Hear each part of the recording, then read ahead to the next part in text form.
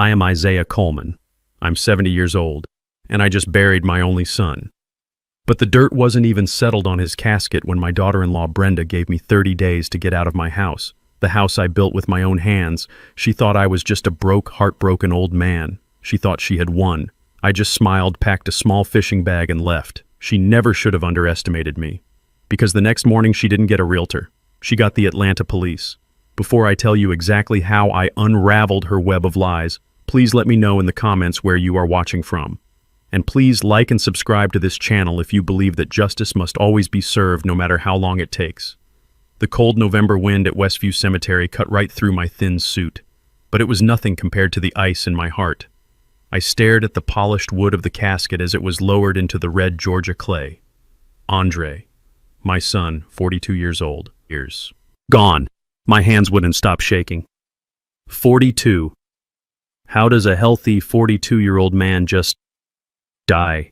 A sudden heart attack, the report said. My mind just couldn't make it fit. Andre was a mechanic, a good one. He had strong hands that could fix anything. He'd changed the oil in my truck just 3 weeks ago, laughing as he lifted the engine block like it was nothing. He didn't have a weak heart. He had the strongest heart I knew. Around me, my community, the friends I'd known for 50 years here in Atlanta, they were crying with me. Deacon Price put a heavy hand on my shoulder. My neighbor, Ms. Alice, was sobbing into a handkerchief. We were a family sharing this impossible grief. And then there was Brenda, my daughter-in-law. She stood next to me, but she was a million miles away. She wore a designer black dress shoes with heels too high for a cemetery and sunglasses so big they covered half her face. She wasn't crying. I watched her out of the corner of my eye. While the preacher spoke about going home to glory, Brenda was checking her watch, a sleek, expensive-looking smartwatch. I saw her thumb swipe across the screen, then the quiet click as she locked it and put it back down. Impatient. The preacher said, "Amen." My friends began to move toward me to offer one last word of comfort. I wanted to stay. I needed a minute alone with my boy. But before I could even take a breath, Brenda's hand clamped onto my arm. Her nails, perfectly manicured and blood red, dug into my sleeve. "That's enough, Zay," she whispered. Her voice wasn't filled with grief. It was sharp, annoyed. "Let's go. We have guests." I looked at her, really looked at her, and for the first time, I didn't see the woman my son loved. I saw a stranger.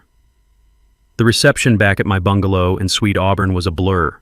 My house, the one I'd built with my late wife Serena, was filled with the smell of collard greens and fried chicken that my neighbors had brought over. People were talking in hushed tones, sharing stories about Andre. I saw them look at the photos on the mantle, me and Serena on our wedding day. Andre as a little boy in a baseball uniform missing his 2 front teeth. I just sat in my old armchair, the one Serena had passed away in 10 years ago, and felt numb.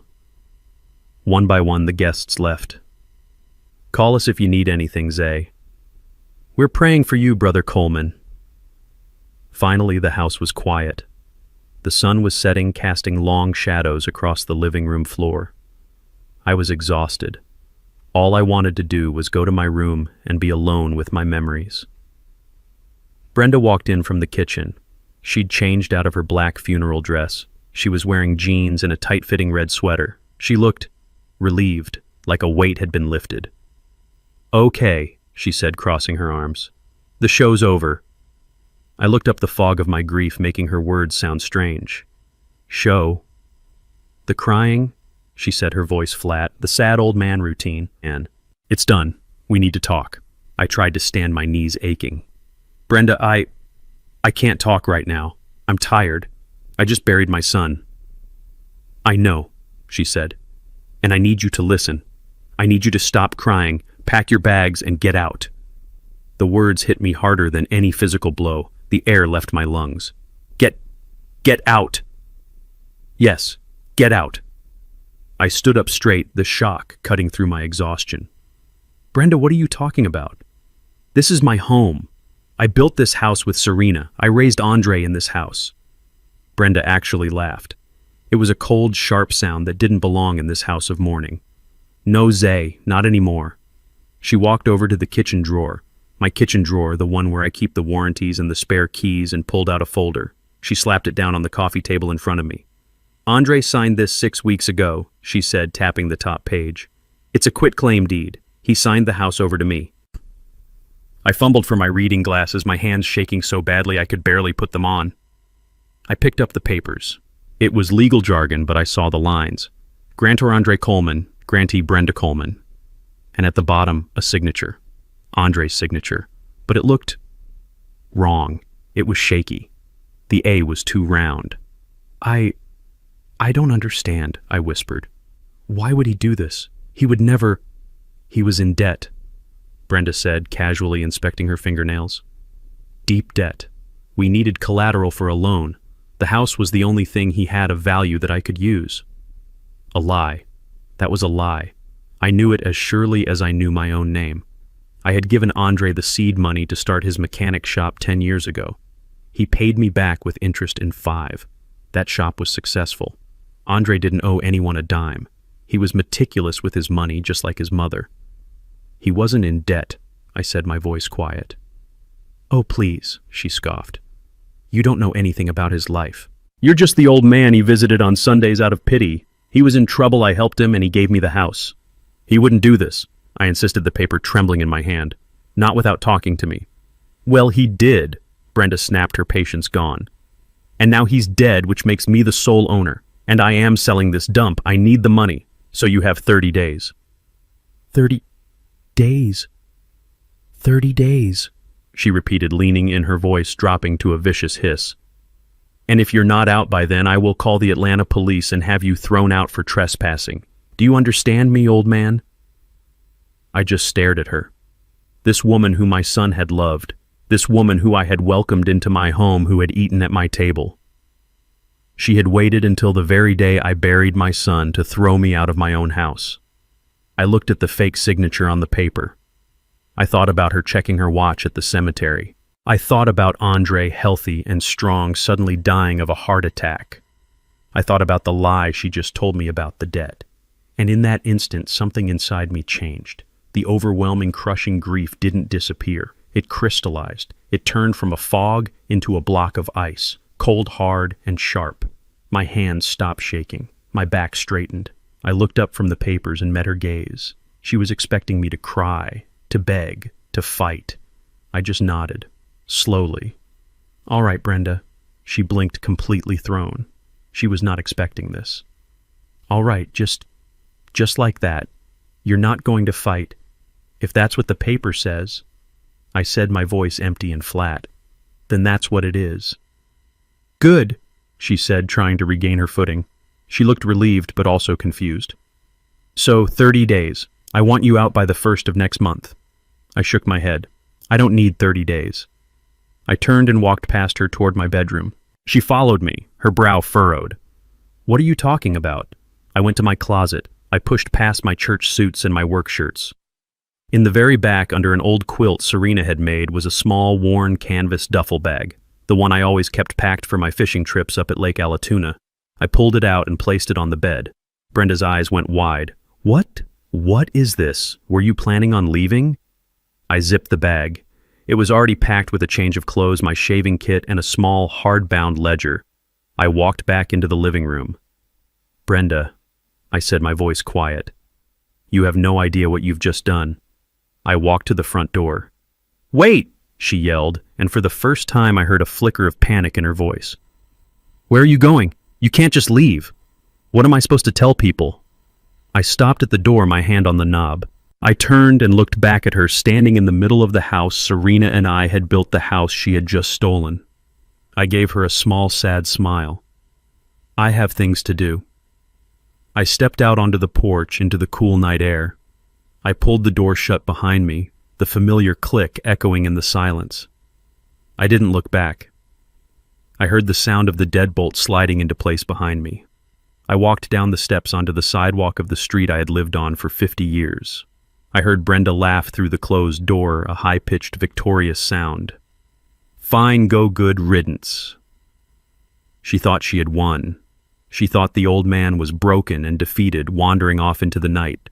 She had no idea that I wasn't wandering. I was walking toward a plan. She thought she had just inherited a small house. She had no idea she had just declared war on a man who owned half the block. I didn't go to the police. Not right away. I had a much more important stop to make. But I did make one phone call before I went to sleep in a clean, quiet hotel room. I called Kendra Hayes, my lawyer, the woman who had managed the Serena Coleman Trust for the last 10 years. I told her everything. What Brenda said, the fake document, the 30-day threat. Kendra is not a woman who wastes time. She said, "Go to sleep, Zay. I'll handle the morning." And she did. Brenda probably slept better than she had in months there in my bed, in the bed I had shared with Serena. She must have woken up feeling like a queen. She probably thought I was sleeping on a park bench or in some downtown shelter, a broken old man with nowhere to go. I can see her walking through my house like she owned it, touching my wife's photographs, mentally measuring the walls for her new furniture. She made herself coffee in my kitchen. She used Serena's favorite mug, the one with the little blue flowers that Andre had given her one Mother's Day. She sat at the table I built with my own hands, put her feet up on the very chair Andre used to sit in, and she made the call she'd been dying to make. I can hear her voice now, all sugar and business.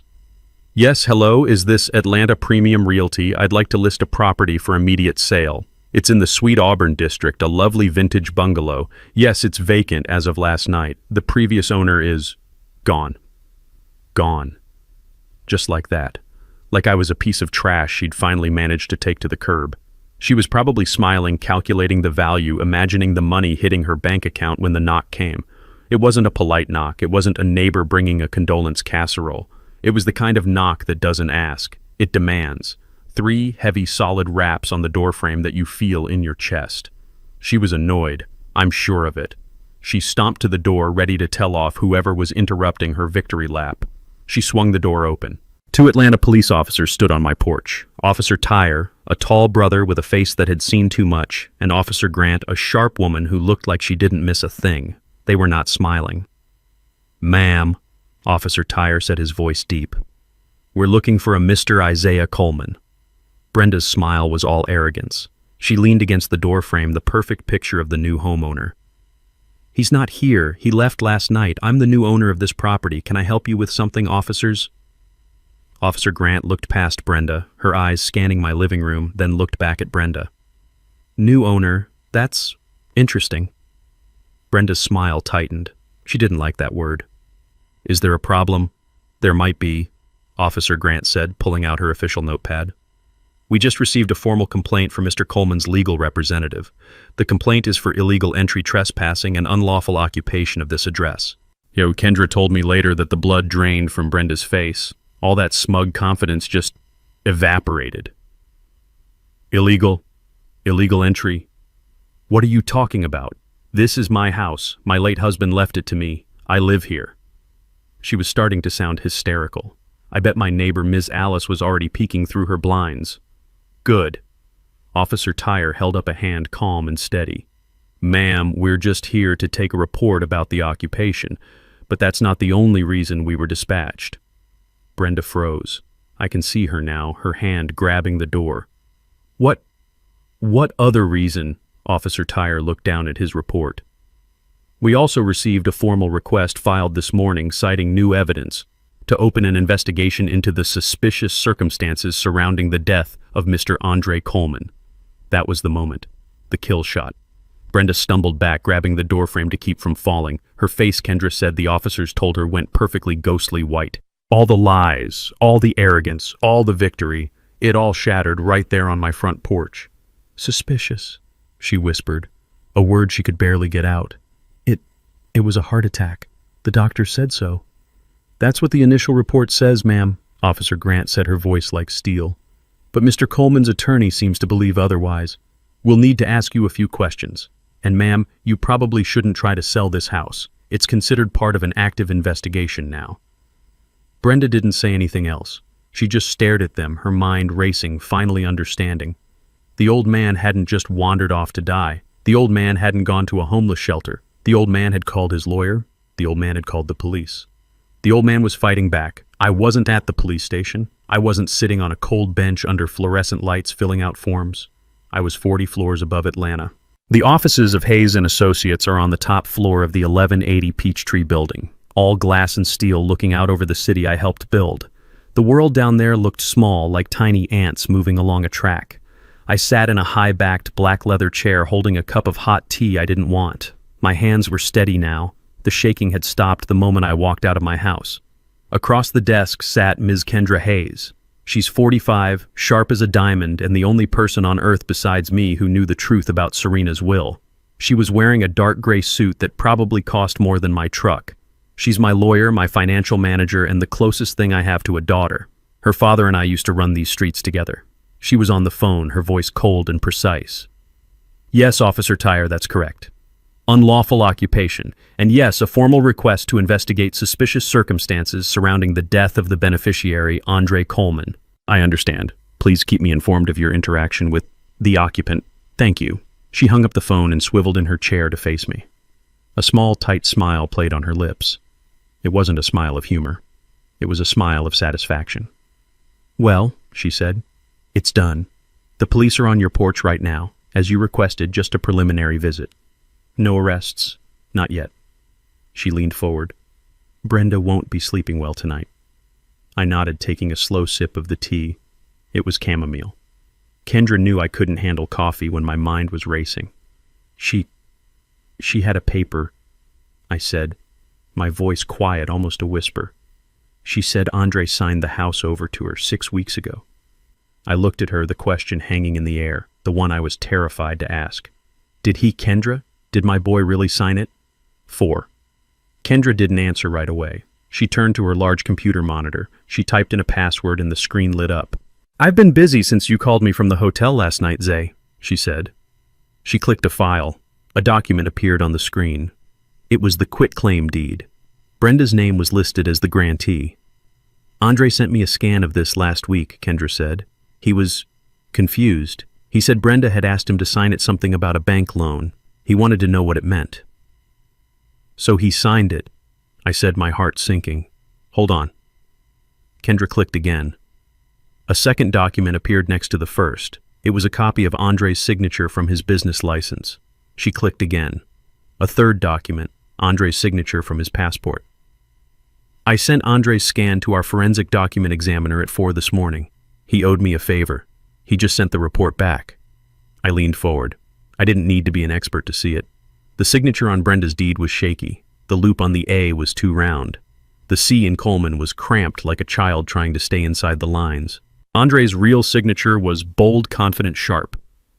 It's a fake Zay, Kendra said softly. A forgery. And according to our examiner, it's a terrible one. Amateur. He said it looks like it was traced, but by someone with a shaky hand and a guilty conscience. A wave of something washed over me. It wasn't relief. It was a deeper, colder kind of pain. My son hadn't betrayed me, but his wife had tried to. So she forged his name. I said the words, tasting like ash. She tried to steal the house. Yes, Kendra said. She did. She closed the file. But that's not even the most important part, Zay. I looked at her confused. What's more important than fraud? Kendra leaned back, lacing her fingers together on the polished mahogany desk. Do you remember the promise you made to Serena Zay right before she passed in that hospital room? How could I forget Serena frail but her eyes still bright, grabbing my hand? Zay, she'd whispered, we built this from nothing, from dust and dreams. Don't let some girl with a pretty smile and an empty heart tear it all down. Protect our boy. Protect our work. I remember every word, I whispered. She was always right, wasn't she? Kendra smiled. She saw Brenda coming a mile away, which is why it doesn't matter if that signature was real. It doesn't matter if Andre signed that paper 1,000 times over. I frowned. Kendra, I don't follow. She reached into a drawer and pulled out a large, heavy, leather-bound document. She slid it across the desk. The gold-embossed letters on the cover read, The Serena Coleman Trust. We set this up the day after Serena's funeral, Zay. Remember, you were in a fog, but you signed the papers.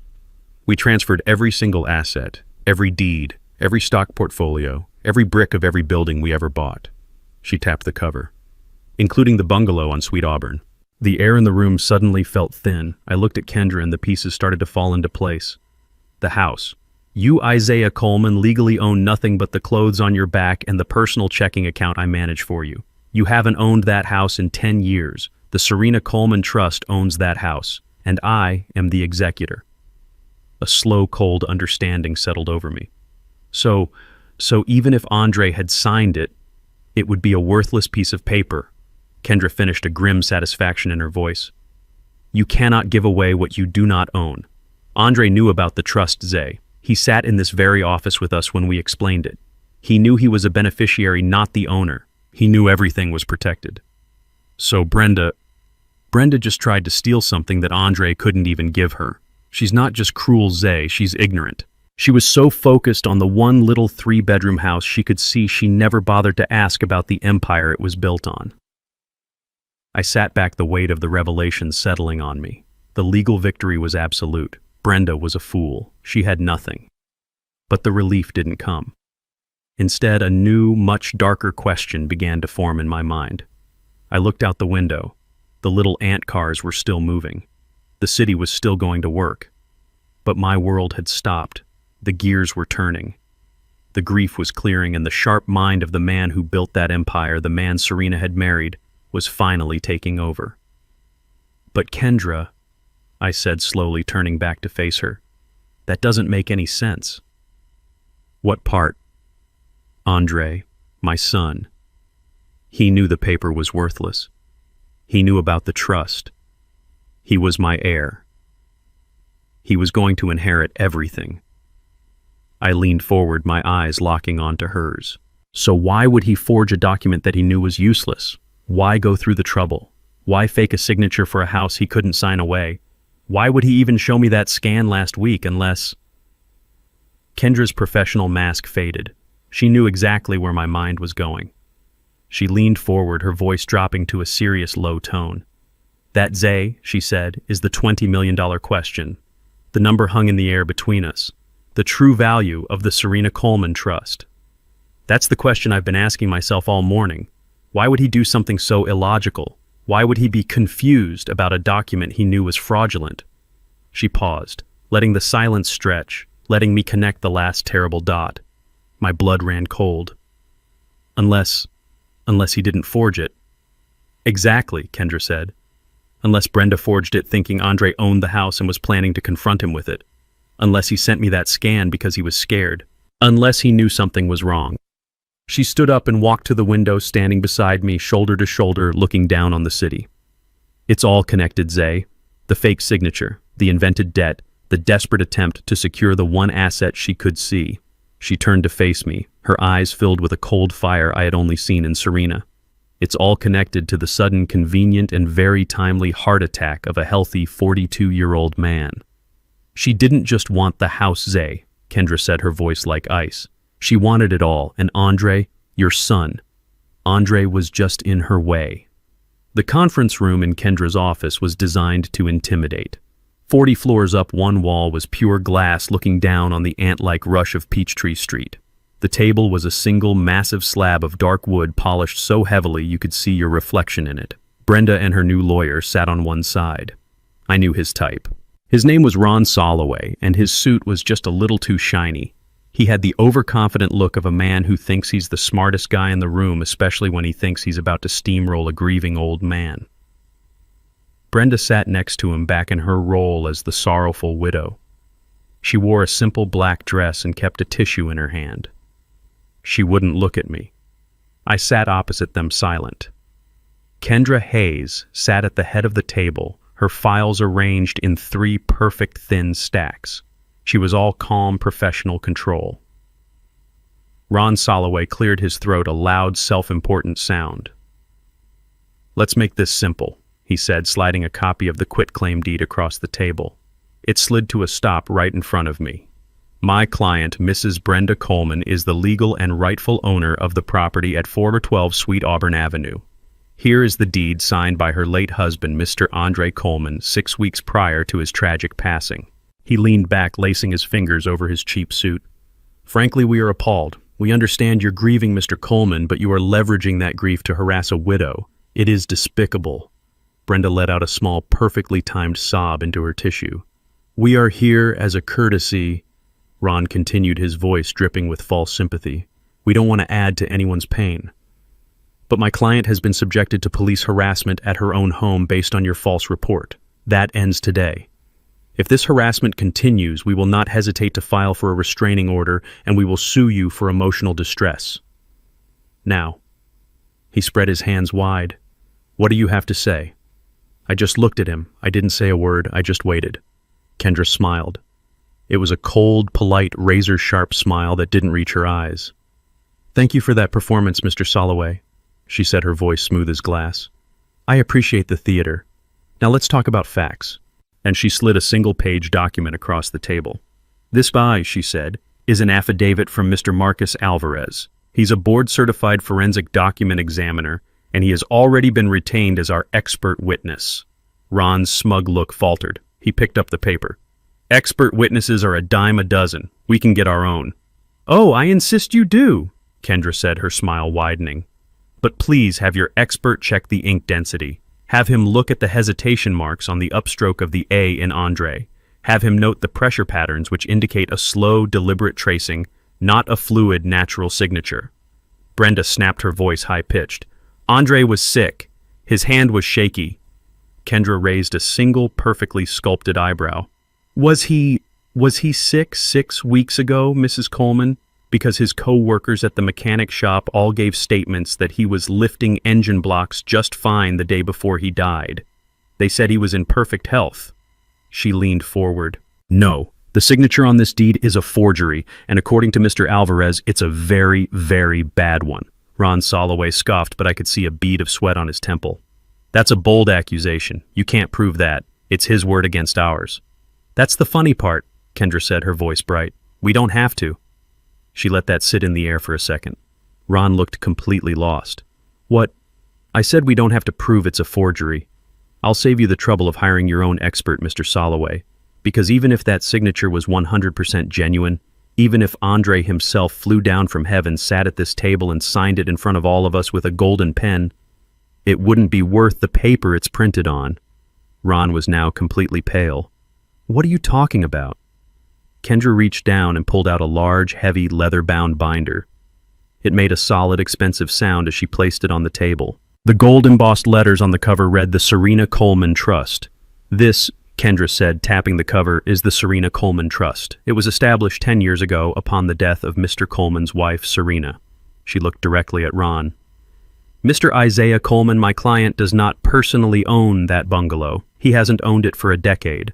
The Serena Coleman Trust owns that property, and as the executor of that trust, I can tell you unequivocally, it is not for sale." Ron's jaw dropped. He frantically shuffled through his own flimsy papers. That's not possible. We ran a title search. The property is listed under Isaiah and Serena Coleman." "A common mistake for a sloppy lawyer," Kendra said, all the kindness gone from her voice. "You ran a simple $50 online search. You didn't check the transfer of assets into the trust filed in Fulton County Docket 15C884. It's all public record. If you had bothered to do your due diligence, you would have known your client's deed is worthless." Ron looked at Brenda, his face a mask of panic. He just realized his client had lied to him, had involved him in a fraud, and had just been publicly humiliated. He stammered, A trust fund? What trust fund?" He looked at me, desperate. "He's just a carpenter. That's what my client said. Just a retired carpenter." Brenda couldn't hold it in.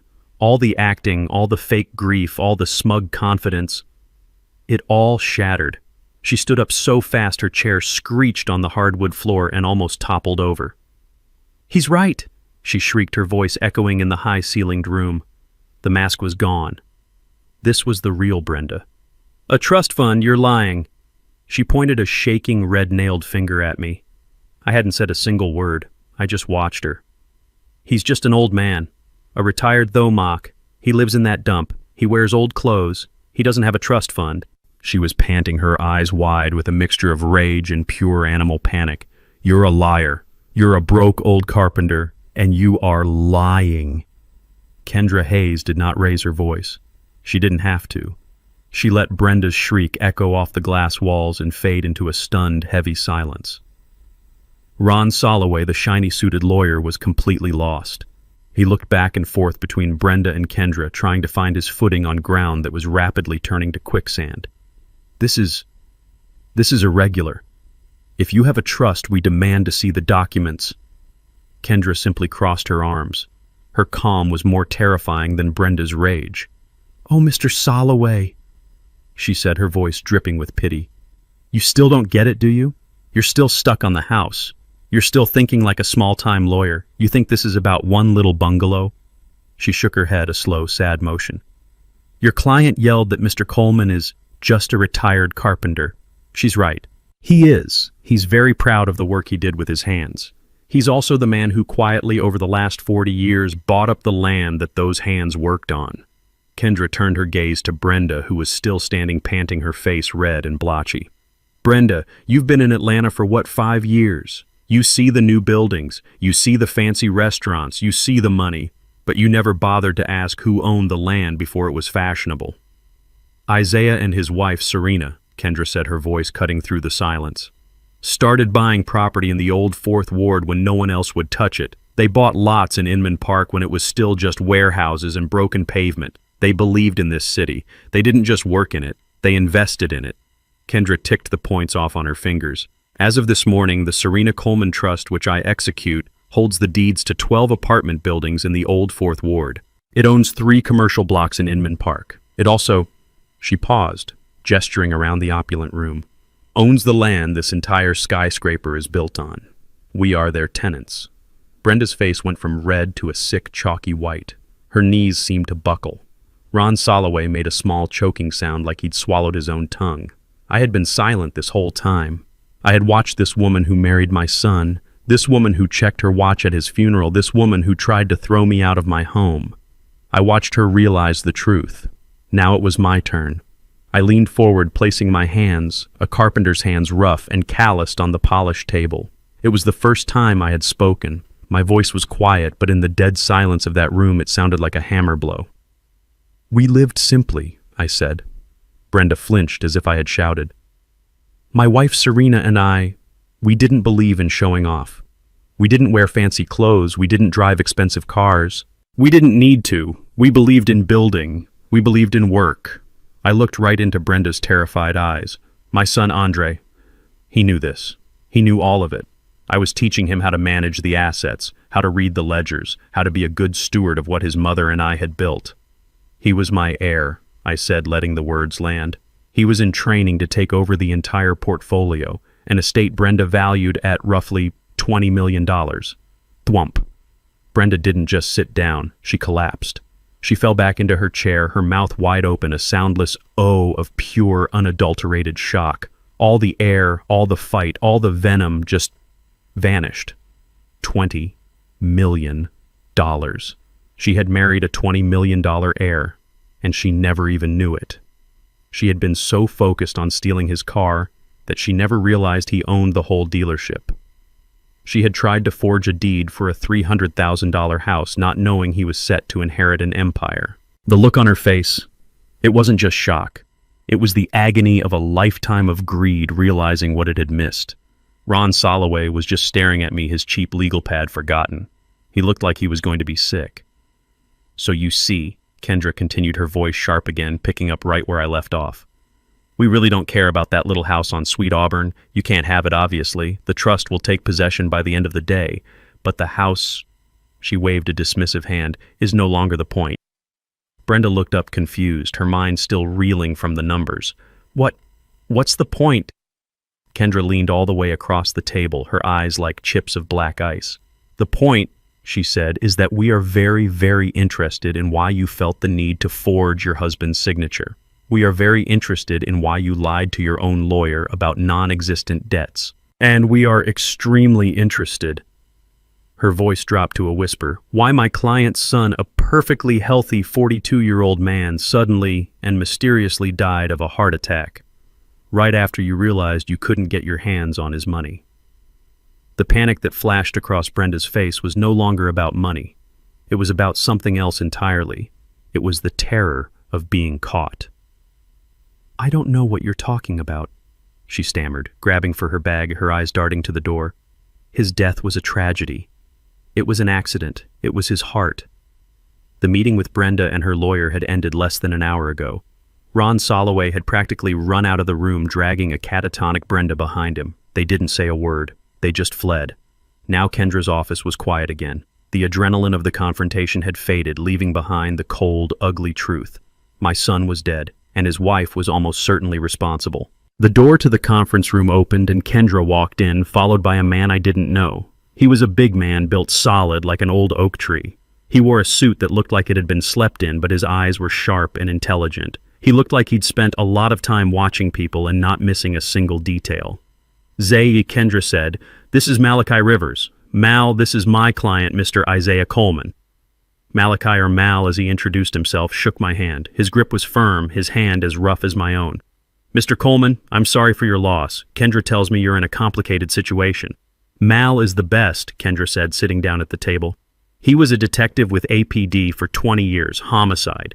Now he finds things for people like us. Things the police don't have time to look for." Mal nodded, taking a seat. He pulled out a small, worn leather notebook and a pen. He didn't say anything. He just waited, his eyes on me. He was a professional listener. I took a deep breath. It felt strange talking about my family this way, like a betrayal, but Andre was gone. The time for protecting feelings was over. This was about justice. "Brenda, my daughter-in-law," I started, my voice still rough. "She said Andre was in debt. That's why he supposedly signed the house over to her." Mal just nodded, writing. "Supposedly. It's a lie," I said. "My son Andre, he was a good boy. He was smart with his money. He built his own business from the ground up with a little help from me to start. But he wasn't reckless. He wasn't a gambler. He wasn't a fool." I paused, the next words hard to get out. "But he was blind when it came to her. He loved Brenda blindly. I told him. I warned him." I remembered a conversation last Christmas. Me and Andre in my workshop, the smell of sawdust in the air. "Son," I'd said, "that woman of yours, she spends money like it's water. And her eyes, they're hungry." Andre had just laughed. "Aw, Pop, you're just old-fashioned. Brenda's ambitious. She just likes nice things. There's no harm in that." No harm. I pushed the memory down. "I warned him," I repeated to Mal. "He didn't listen. Now she says he was in debt. I want to know the truth. I don't believe my son was in debt. I believe she was. I want you to check her finances. Her, not him." Malachi wrote in his notebook. "Check the wife's financials. Debts, gambling, credit cards. Got it." Kendra leaned forward, taking over. Her voice was pure business. "Mal, the situation is this. Brenda produced a forged quitclaim deed for Mr. Coleman's house. She did this after her husband's sudden death from a reported heart attack. She believed Mr. Coleman was a retired carpenter with one house. She just found out today that he is in fact the principal of a $20 million trust, and that her late husband was the sole heir." Malachi's face didn't change, but his pen stopped moving for just a second. He looked up at Kendra. "20 million. Exactly," Kendra said. "And she didn't know about it, which means she was desperate enough to commit fraud and possibly murder for a $300,000 house." "That's a hell of a motive," Mal said quietly. "It gets better," Kendra continued. "Andre had already filed for divorce, and he signed a new will 3 days before he died, cutting her out completely." Malachi let out a low whistle. "So she knew she was about to be left with nothing. No house, no husband, and I'm guessing a lot of bills." "That's what we need you to find," I said, my voice firm. "Brenda said Andre was in debt. I say she was. Find that debt. Find out who she owed. Find out how desperate she really was." Kendra handed him a file. "Here's everything we have on her. Social security number, bank accounts, we know of her car, her workplace. I want to know everything. I want to know what she ate for breakfast. I want to know every call she made. I want to know if she bought any unusual chemicals. I want to know if she searched how to fake a heart attack on her computer. Kendra," I added, "I want to know why she would do this, why she would throw it all away. She had him. She had my son's love. Why wasn't that enough?" Malachi Rivers closed his notebook.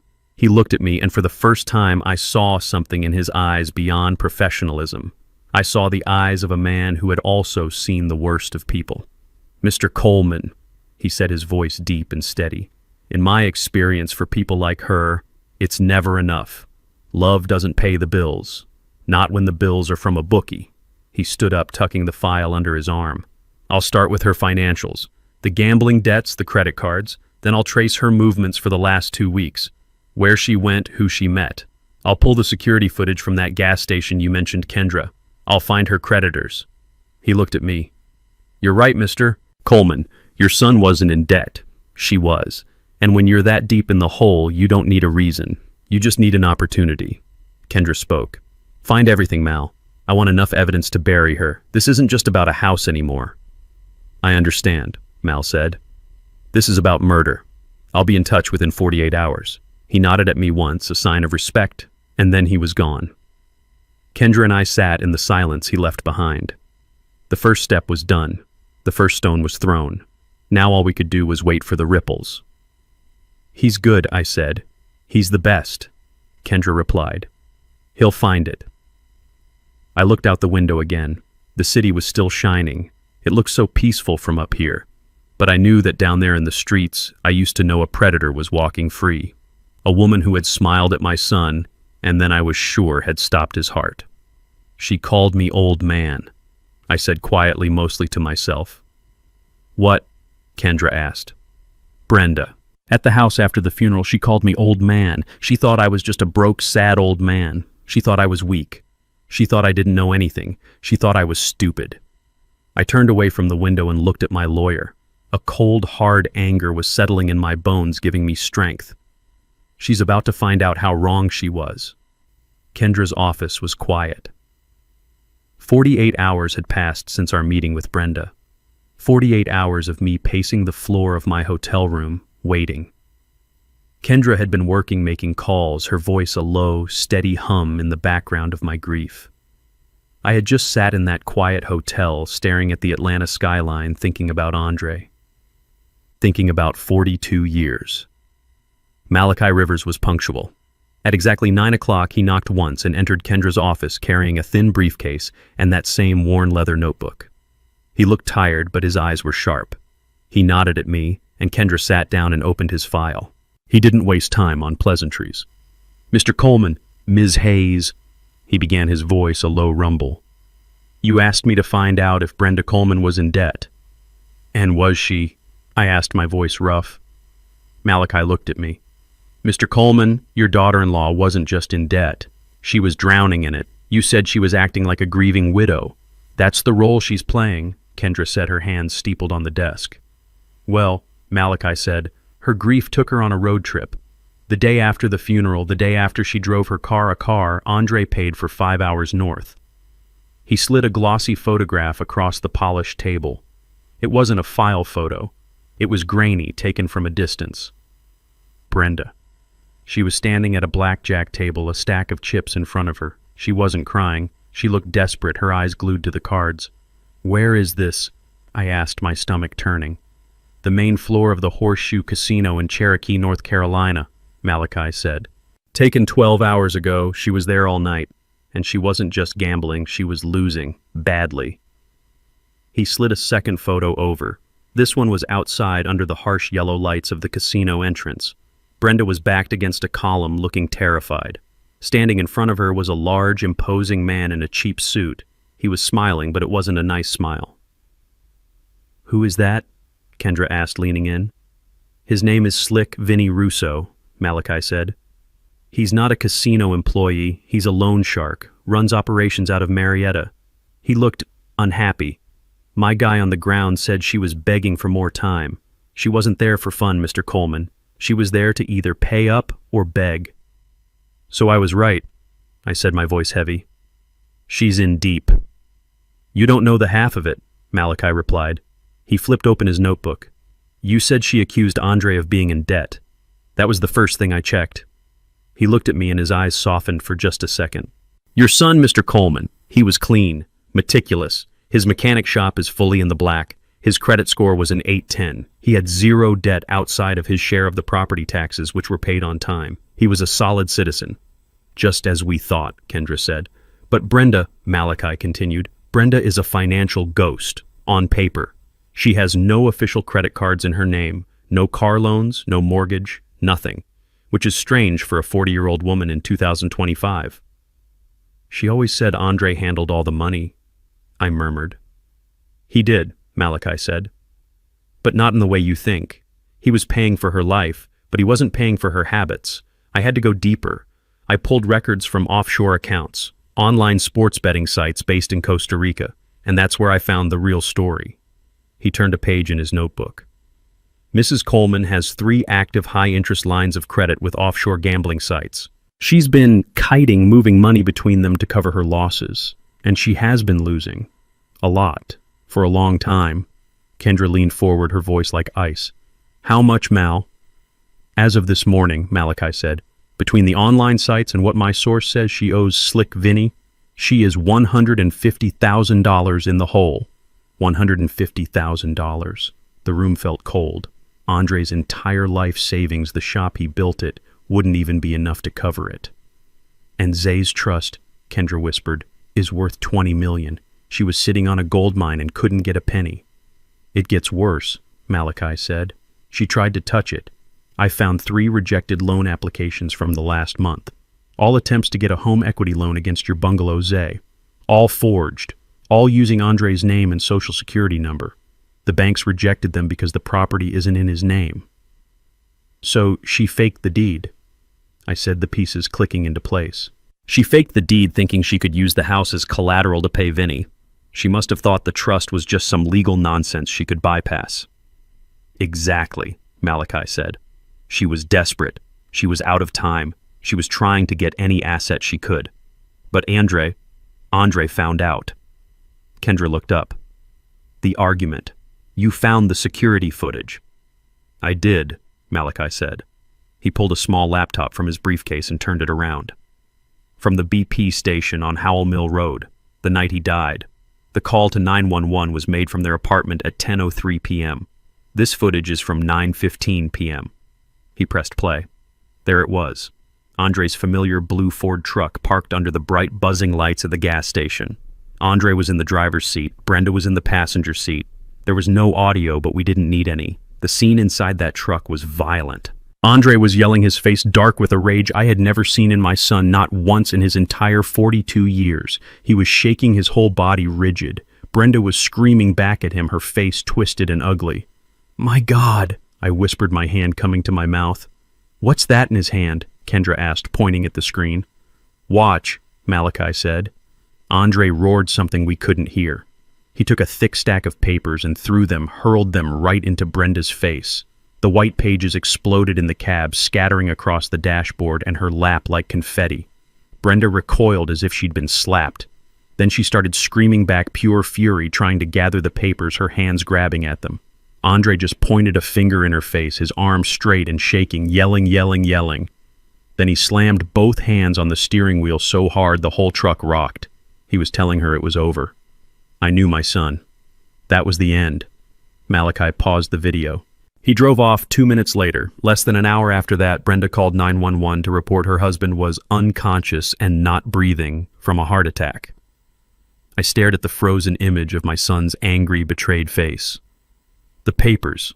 What were those papers, Mal? Was it the forgery, the gambling debts? That's what I assumed, Malachi said. But the deed was just one document. The bank statements, maybe. But this was thick, at least 20-30 pages. It looked official. I was stuck. I spent all yesterday trying to figure out what those papers were. I couldn't find anything. But you found something, I said. It wasn't a question. I did, Malachi replied. I started thinking.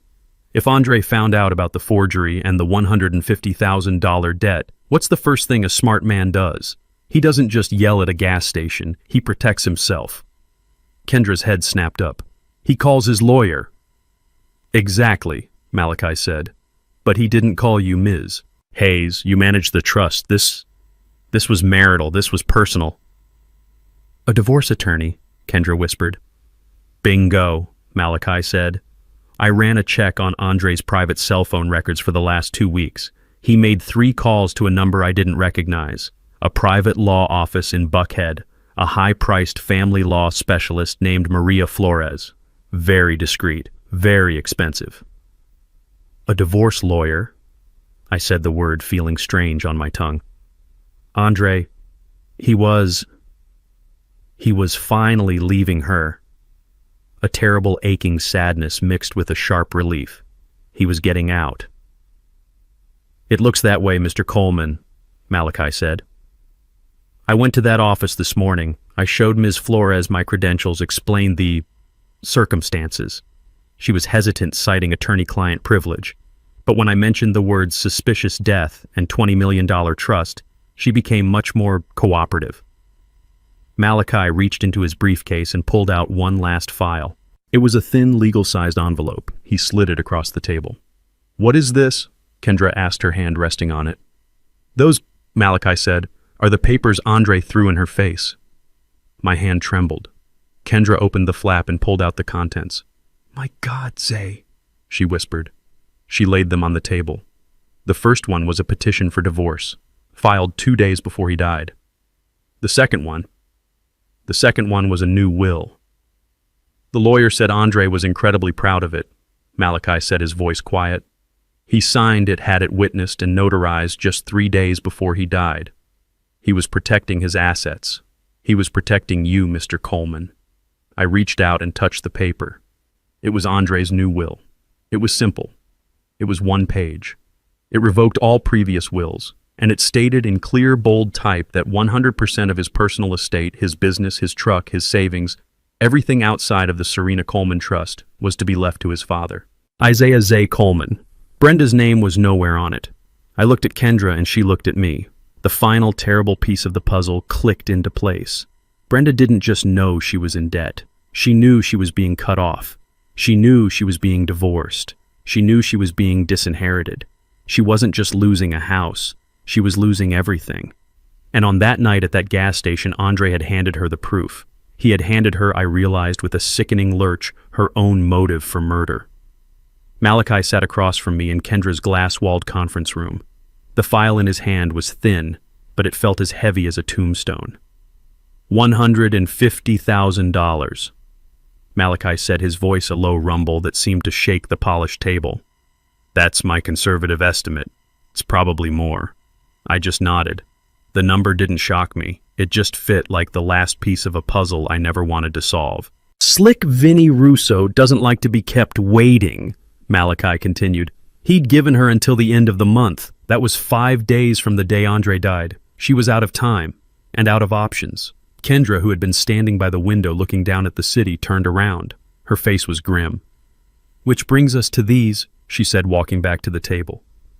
She was holding a manila envelope. It was not from her files.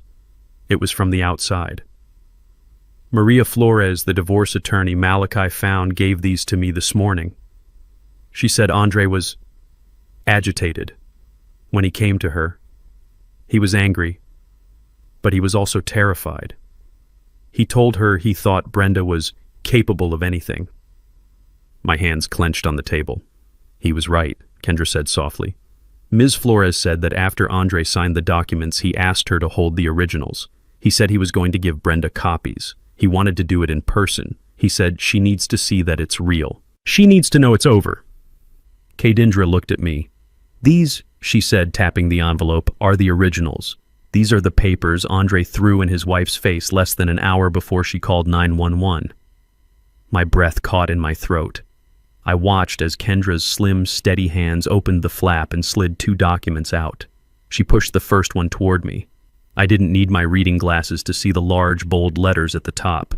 Petition for dissolution of marriage. I traced the names with my finger. Andre Coleman, petitioner. Brenda Coleman, respondent.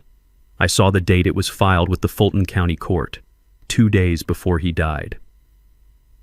He did it. I whispered, a terrible, aching sadness washing over me.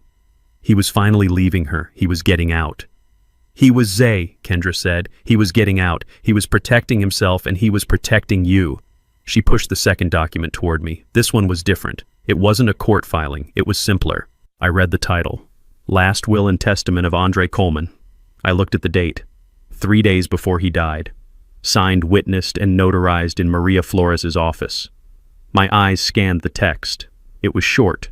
to the point, just like my son.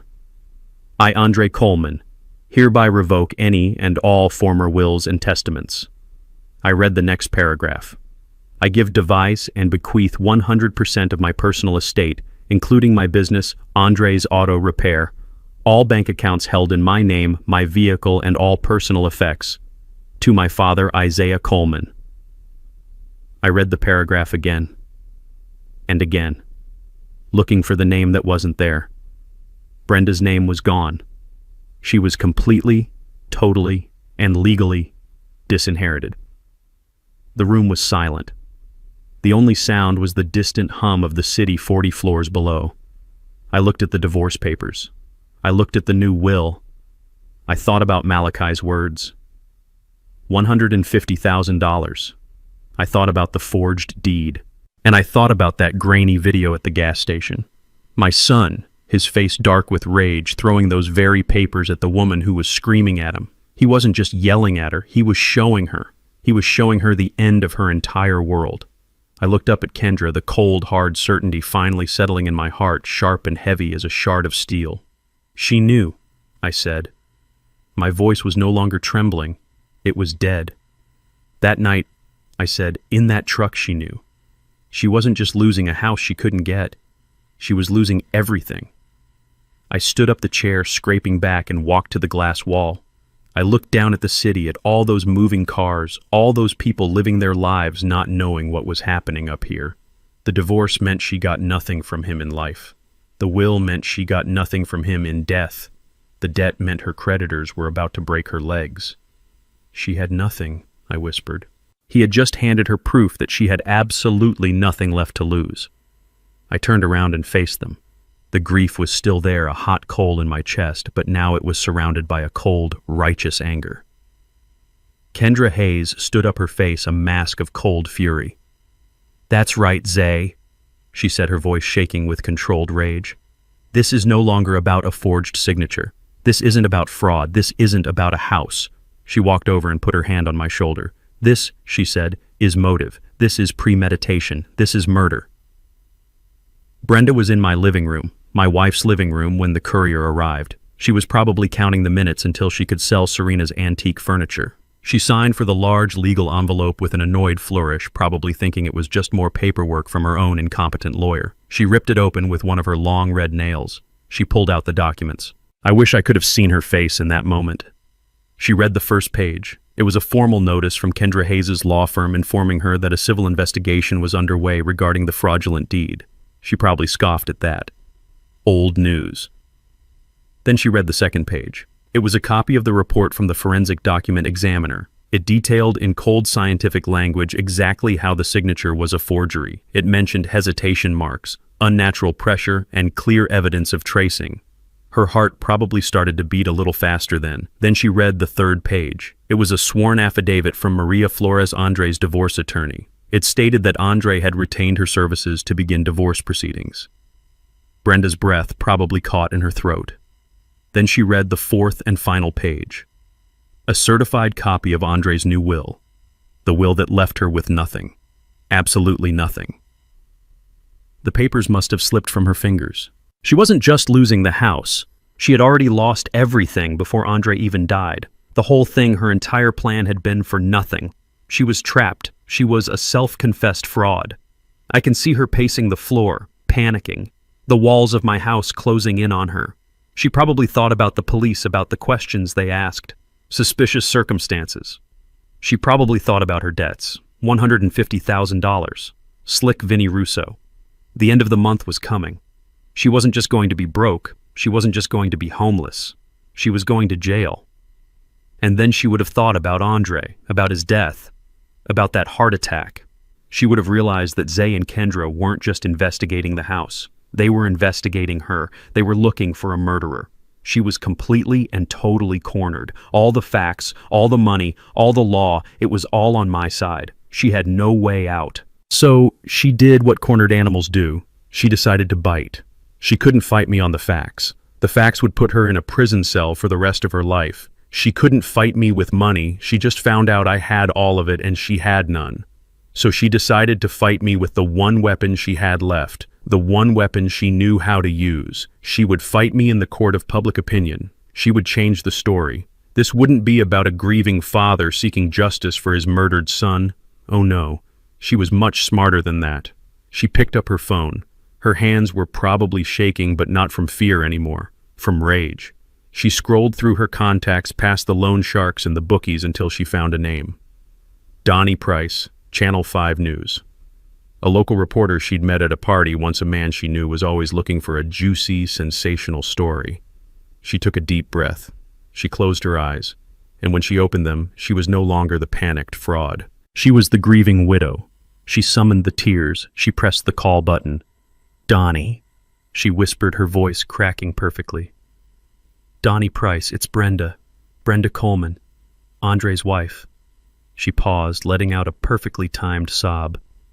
Yes, thank you. It's just been a nightmare. Thank you for your card. Another pause. Donnie, I'm so scared. I didn't know who else to call. Something terrible is happening. It's my father-in-law, Isaiah Coleman. Yes, the one who owns all that property. He's trying to take everything from me, Donnie. I'm a widow. My husband has only been in the ground for 2 days, and he's trying to throw me out on the street. He's saying I forged papers. He's saying I'm a criminal. She was crying for real now, I'm sure, tears of pure manipulative genius. I don't know what to do. I'm just a grieving white woman, Donnie, and he's this rich, powerful black millionaire, and he's trying to destroy me. He's using all his money, all his lawyers, and I have no one. Please, can you just tell my story? She listened, then nodded, wiping away her fake tears. Yes, I can be ready in an hour. Thank you, Donnie. You're saving my life. She hung up the phone. The tears stopped instantly. Her face, I imagine, set into a mask of cold, hard calculation. She couldn't win in a court of law, so she was going to put me on trial on the 6 o'clock news. Let's see how Atlanta likes that story, old man, she probably whispered to the empty, silent house. Let's see them turn against the poor, grieving widow. I was in my hotel room when Kendra called me. She didn't say hello. She just said, "Turn on Channel 5, now." I fumbled for the remote, my hands shaking. The hotel television flickered on. The 6 o'clock news. There was my house, my porch. The porch Serena and I had spent thousands of nights on, watching the world go by. And there was Brenda. She looked small, fragile. She was wearing a simple white blouse, no makeup. Her hair was pulled back. She looked like a victim. She was dabbing her eyes with a crumpled tissue as she spoke to the reporter Donnie Price. His face was a mask of professional concern. "I just don't know where else to turn," Brenda whispered, her voice cracking perfectly. "My husband, Andre, he's only been gone for a few days." She broke down, a sob catching in her throat. The camera zoomed in on a single tear rolling down her cheek. The reporter put a hand on her shoulder. "Mrs. Coleman, you made some very serious claims. Can you tell us what is happening?" Brenda took a shaky breath. "It's my father-in-law, Isaiah Coleman." She said my name like it was a curse. He's trying to throw me out of my home." The reporter looked shocked. "He's evicting you just days after you buried his son." "Yes," she cried, the tears coming faster. "He's a very wealthy man, a real estate millionaire. He owns half of Atlanta, and I'm just a widow with nothing. And he wants to take the one thing my husband Andre left me, this house." I couldn't breathe. I was just staring at the screen. She was brilliant. She was a monster, but she was brilliant. "He never liked me," she continued, looking right into the camera, into the eyes of every person in Atlanta watching. "He never thought I was good enough for Andre. He never accepted our marriage." She paused, as if gathering the courage to say the next part. "Maybe it's because I'm not from his world. I'm just a simple white woman from Marietta. I don't have his power. I don't have his money." There it was. She did it. She actually did it. "And now that Andre is gone," she sobbed, "there's no one left to protect me. He's punishing me for loving his son. What am I supposed to do? What can a lonely, grieving white widow do against a powerful, wealthy man like that? He has teams of lawyers. I have nothing. just my husband's memory. And he's trying to steal that too. The reporter Donnie Price looked directly into the camera, his face filled with outrage. A shocking accusation. Mrs. Coleman, are you saying you're being forced out onto the street?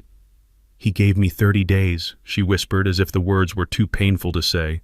30 days. Right after the funeral. He told me to get out. He wants me gone. Please, somebody help me. The screen cut back to the news anchor in the studio, her face a mask of disbelief and sympathy. A truly heartbreaking story. We've reached out to Mr. Isaiah Coleman's representatives for a comment, but have not yet heard back. Kendra's phone buzzed in my hand. I had thrown mine against the wall. Her office line, her cell phone, my hotel phone. They were all ringing. A storm had just broken over my head. Kendra clicked off the television with the remote. The silence in her office was deafening. She looked at her buzzing cell phone on the desk. The screen was lit up. It was a local news blog. The headline read, "Grieving Widow versus Atlanta Millionaire." She looked at another one. "Sweet Auburn land baron tries to evict white daughter-in-law." "She did it," I said. My voice was dangerously quiet. "She's standing on my porch in front of my house, a house Serena and I built with our bare hands. And she's telling the world I'm the monster." I stood up and walked to the window, looking down at the city. My city. After what she did, after killing him, she dares to use her skin color against mine as a weapon. I turned from the window, my hands clenched so tight my knuckles were white. She's telling them I'm the powerful black millionaire oppressing the poor little white woman in Atlanta, Georgia. She knows exactly what she's doing. "Yes, she does," Kendra said, her voice calm. "Get on the phone," I ordered. "Call the station. Call every station. We'll tell them the truth. We'll show them the will, the divorce papers, the $150,000 gambling debt. We'll destroy her." Kendra held up a single steady hand. "No." The word stopped me cold. "No. What do you mean, no? She is slandering my name. She is destroying my reputation. She is painting me as a racist monster." "Zay, listen to me," Kendra said, her voice cutting through my rage. "This is exactly what she wants. She's cornered. She has no facts. She has no case. She can't win in a court of law, so she's trying to win in the court of public opinion. She wants a media fight," Kendra continued. "She knows if we jump into this mud pit with her, we just get dirty. We will look like we're attacking the poor grieving widow she's pretending to be. We would be proving her point. So we just let her," I roared. "We let her do this. We let her talk," Kendra said, a cold, hard smile forming on her face. "We let her go on every show that will have her. We let her cry her fake tears all over Atlanta. We let her lie and lie and lie again." "Why?" I demanded. "Because she's not just lying, Zay. She's committing perjury before she even gets to the stand. Every single word she says on television is another lie we can disprove with facts. She is building our case for us. She is hanging herself with her own tongue." She picked up her phone. "Malachi is still working. He's not looking for gambling debts anymore. He's talking to the coroner's office. He's pulling the 911 call. He's finding the money trail." Kendra looked at me, her eyes as fierce as Serena's ever were. "Brenda thinks she's playing checkers on the 6 o'clock news. We are playing chess in a federal courthouse. So let her talk. Let her slander you. Let her cry to the entire city." She walked over and stood next to me, shoulder to shoulder, looking out the window. "We will not respond on television, Zay. We will respond in court, with the forged deed, with the divorce papers, with the new will, with the gambling debts, and," she took a deep breath, "with the medical examiner's final report.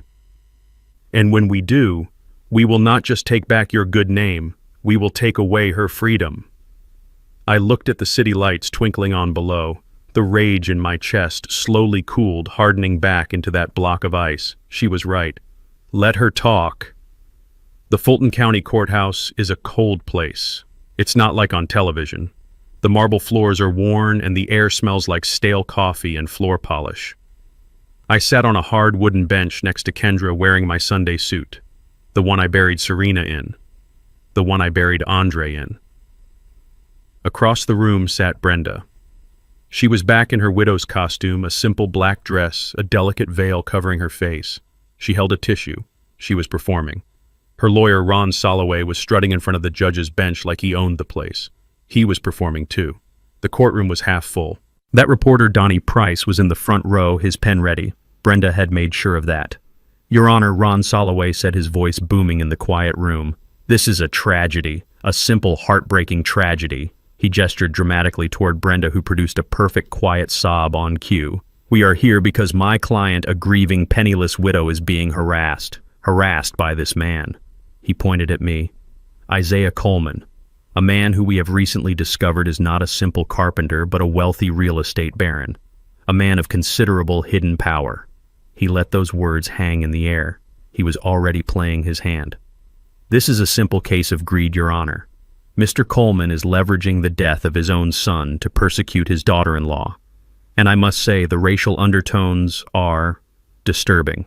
A powerful, wealthy black man using his teams of lawyers to intimidate and evict a grieving, vulnerable white woman from her home. I watched the judge, Judge Alston, an older black woman, sharp as a tack, with eyes that looked like they had heard every lie in the world. She didn't blink. She just looked bored. Ron Soloway continued his performance. My client is the victim here. All she wants is the home her loving husband gave her. This is nothing short of a public lynching, and we demand justice. He sat down, looking very pleased with himself. The reporter was scribbling frantically. Judge Alston looked at us. Her voice was tired. Ms. Hayes, your response. Kendra stood up. She was the picture of calm. Your Honor, Mr. Soloway is correct about one thing. This is a tragedy, but it is not the one he is describing. She picked up the forged deed. He has filed a suit to claim ownership of the property at 412 Sweet Auburn Avenue. He claims his client is the victim. Kendra placed the paper back down. We are not here to debate the ownership of that house, Your Honor. In fact, we move for an immediate summary dismissal of this entire case. Ron Soloway shot up from his chair. On what grounds we have a deed? It is a valid legal document. Judge Alston fixed him with a cold stare. Sit down, Mr. Soloway. You will wait your turn. She looked back at Kendra. On what grounds, Ms. Hayes? Kendra's voice was clear and sharp as glass. On the grounds that the suit is frivolous, Your Honor. The grantor, Mr. Andre Coleman, had no legal authority to sign that deed, because neither he nor his father, my client, owns that property. Ron Soloway's mouth dropped open. What? The property at 412 Sweet Auburn, Kendra continued, like all of Mr. Coleman's properties, was placed into a protected, irrevocable trust, the Serena Coleman Trust. It was established 10 years ago. Mr. Isaiah Coleman is the beneficiary. I am the executor. Andre Coleman could not give away a house he did not own. Brenda's lawyer was completely lost. That's not possible. We ran a title search. The property is listed under Isaiah Coleman. A common mistake for a sloppy lawyer, Kendra said, her voice cutting. You ran a $50 online search. You didn't check the transfer of assets into the trust filed in Fulton County docket 15C884. It is all public record. If you had bothered to do your due diligence, counselor, you would have known your client's deed is worthless. Ron Soloway was white as a sheet. He looked at Brenda, his face a mask of panic. He just realized his client had lied to him, and he had just embarrassed himself in front of a judge. Judge Alston looked at him over her glasses. Is this true, Mr. Soloway? Did you check the trust filings? Ron stammered. We were not aware. The judge slammed her gavel. The sound cracked through the room. Then this case is dismissed. We are done here. Brenda looked at Ron, her face twisted in confusion and rage. What does that mean? What just happened? Ron was packing his briefcase, his hands shaking. It means you lost the house. But Kendra wasn't finished. She didn't sit down. Your Honor, she said, before we are dismissed, Mr. Soloway, on behalf of his client, publicly accused my client of harassment and malicious intent. He did this on television, and he did it again in this courtroom. My client's reputation has been slandered. The truth must be entered into the record. Judge Alston sighed. Ms. Hayes, the case is dismissed. I understand, Your Honor, Kendra said, her voice firm. But the reason for this fraudulent deed is now part of an active criminal investigation. The press is here. The public is here. The truth must be heard. The judge looked at the reporter, then at me, then back at Kendra. You have 2 minutes, Ms. Hayes. Make them count. Kendra smiled. Thank you, Your Honor. She turned slightly, facing not just the judge, but the whole room. Mr. Soloway claims his client is a penniless widow. He is half right. She is penniless, but not because my client is greedy. Kendra held up a new file. She is penniless because she has a $150,000 gambling debt owed to Mr. Vinny Russo of Marietta. Brenda gasped. Ron Soloway objected, but the judge just waved him into silence. She was desperate, Kendra continued, which is why she forged the deed. She knew she couldn't ask her husband for the money. Why? Because Mr. Andre Coleman had just served her with these. Kendra held up the second document. A petition for divorce. He was leaving her. A wave of murmurs went through the courtroom. The reporter was writing so fast I thought his pen would catch fire. Brenda Coleman was about to be divorced, exposed, and left with nothing but her debts. Andre knew exactly who he was married to, which is why 3 days before he died he signed a new will. Kendra held up the third document. A will that explicitly disinherits his wife Brenda and leaves 100% of his personal estate to his father Isaiah Coleman. The room was in total shock. Brenda finally found her voice. It wasn't a whisper, it was a raw animal scream. "Liar, you are a liar, he loved me, he would never—" Judge Alston slammed her gavel again and again. "Order, order in this court. Mrs. Coleman, control yourself, or I will have you removed." Kendra waited. She waited until Brenda's screams turned into hysterical sobs. Then her voice dropped, becoming deadly quiet, but it carried to every corner of the room. "She's right about one thing, Your Honor. Andre isn't here to tell us. She made sure of that." "Objection," Ron yelled on his feet. "Slander. My client is the victim." "It is not slander," Kendra said, "when it is a fact, Your Honor, because of this clear financial motive. The divorce, the disinheritance, the debt. We petitioned the state for a full autopsy. We had Andre Coleman's body exhumed last week." Brenda froze. Her sobs stopped. She looked up, her face a mask of pure terror. Kendra held up the last, thickest file. "I have here the final report from the Fulton County Medical Examiner. Andre Coleman did not die of a heart attack. His heart was perfectly healthy." I watched Brenda. Her eyes were wide. She wasn't breathing. "He died," Kendra announced, "of massive systemic internal bleeding, caused by lethal doses of warfarin, rat poison, administered in his coffee over a period of several weeks. A slow, agonizing, painful death." Kendra Hayes, my protector, my wife's legacy, turned from the judge. She looked directly at Brenda. Her voice rang out clear and final. "You didn't just lose the house, Brenda. You murdered him." Brenda collapsed. It wasn't a faint. It was a complete breakdown. A wail came out of her, a sound of pure damned guilt. Ron Soloway just sat there, his career and his life flashing before his eyes. And then I saw them. The same two officers who had stood on my porch, Officer Tyre and Officer Grant. They had been standing quietly at the back of the courtroom the entire time. They began to walk forward. They walked past the gasping reporter. They walked past the shocked crowd. They walked right up to the defense table where Brenda was sobbing hysterically, screaming, "No, no, no, he's lying. They're lying." Officer Tyre put his heavy hand on her shoulder. "Brenda Coleman, you are under arrest for the first-degree murder of Andre Coleman." The reporter's camera flashed a blinding white light. Brenda screamed as they pulled her to her feet, twisted her arms behind her back, and snapped the handcuffs on.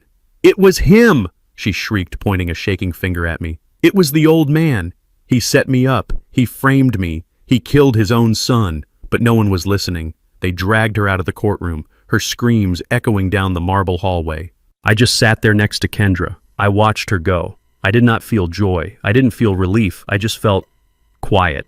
I looked at the empty chair where my son's murderer had just been, and for the first time since Andre's funeral, I felt the ice in my chest finally begin to melt. Justice Serena, I thought. I kept my promise. Justice for our boy. It was 3 months before I could walk back into my house on Sweet Auburn Avenue. 3 months of legal depositions, of signing papers, of listening to the ugly details of Brenda's appeals being denied. The media circus had finally died down. The cameras were gone. The house was quiet. Too quiet. I had asked Kendra to meet me there. The police had removed the tape weeks ago, but I hadn't been able to bring myself to cross the threshold. Today I finally did. It smelled musty, like a place that had been locked up with its grief for too long, but it was clean. Kendra had hired a service to come in and put everything back in order. She was sitting at the kitchen table, the one I built, sipping a cup of tea. She looked tired, but she smiled when I walked in. "It's good to see you home, Zay. she said softly. I nodded, my throat tight. I walked over to the mantel. The pictures were still there. Me and Serena on our wedding day. Andre, 7 years old, holding up a crooked birdhouse he'd made in my workshop, that big gap-toothed smile on his face. She'll never get out, you know, Kendra said to my back. The state's case was airtight. First-degree murder with special circumstances of financial gain. They won't ever grant her parole. She's going to die in prison. I touched the frame of Andre's photo. A life for a life. Seems like a bad trade all around. I turned and sat down across from her. The kitchen was just as I'd left it, except for a large roll of paper spread out on the table. Blueprints. Kendra looked at them, then at me. So, what are you going to do now, Zay? With all of this? All of this, I repeated, looking around the small, simple room. This little bungalow was what Brenda had killed for, this little piece of wood and plaster. I looked back at the picture of my son. The craziest part, I said, my voice rough, the part I still can't get out of my head, is that she did all of it. The lies, the forgery, the poison. She did it all for this. I tapped the table. This 3-bedroom house, maybe $300,000 on a good day. I looked at Kendra. She had no idea, did she? She was married to the heir of $20 million and she murdered him for pocket change. She was ignorant, Zay, Kendra said. And she was greedy. It's a bad combination. All that money, I said, shaking my head. All those years Serena and I worked saving, building, investing. All of it. And the only thing Brenda could see was the one thing right in front of her nose. I was quiet for a long time. The only sound was the clock on the wall, the same clock that had ticked through Andre's entire childhood. Kendra pointed to the blueprints on the table. You've been busy. I've been thinking, I said. Thinking about what Serena wanted. Protect our work, she told me. I thought she meant I should protect the money, the buildings, the assets. But I was wrong. I've been wrong for 10 years. What do you mean? Kendra asked. I unrolled the blueprints. They weren't for a house. They were for a large, low-slung building.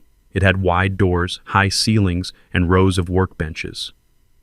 She didn't mean the money, Kendra. She meant the work, the value of it, the pride in it.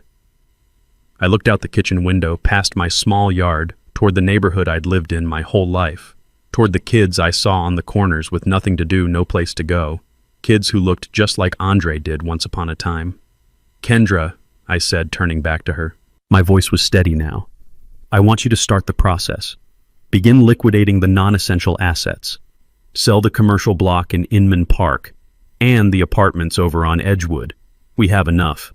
Kendra raised an eyebrow. Enough for what, Zay? You planning on moving to the Bahamas? I smiled. The first real, genuine smile I'd felt in months. It felt strange on my face. No, I'm staying right here. It's time to finally use the Serena Coleman Trust for what it was meant for. I tapped the blueprints. I'm going to build a community center, right here in this neighborhood. A place for these kids. But not just a place to play basketball. I'm going to build a workshop, a state-of-the-art carpentry and mechanics shop.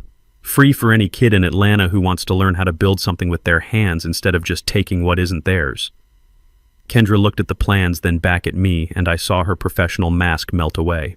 I saw the kid who used to run around these streets with my son. She was smiling. We'll teach them how to read a plan, I said, my voice growing stronger, a new purpose settling into my bones. How to measure twice and cut once. How to respect the tools. How to feel that pride when you've made something real. What are you going to call it? She asked. I looked back at the mantel. At my boy with his gap-toothed smile holding that crooked birdhouse. We're going to call it Andre's Workshop. I looked back at Kendra. Serena and I spent 40 years building our assets. It's time to stop building assets, Kendra. It's time to start building a future. If there is one thing I have learned from this nightmare, it is this: never underestimate the person who is quiet. The world is full of people like Brenda, who measure your worth by the shine on your shoes or the car you drive. They are loud, arrogant, and blind. But true strength, true wealth is built in silence. It is built on character, patience, and loyalty. Greed always overplays its hand and destroys itself. The truth, however, just waits patiently in the shadows, ready for its moment to be told. Thank you for listening to my story. Now I have to ask you, what would you have done if you were in my shoes? Would you have seen the warning signs in Brenda? Have you ever felt underestimated by someone who only saw the surface and missed who you truly were? Let me know your own story and where you are watching from in the comments below. Your stories give me strength. Please don't forget to like this video and subscribe to our channel so I can continue to share my journey with you.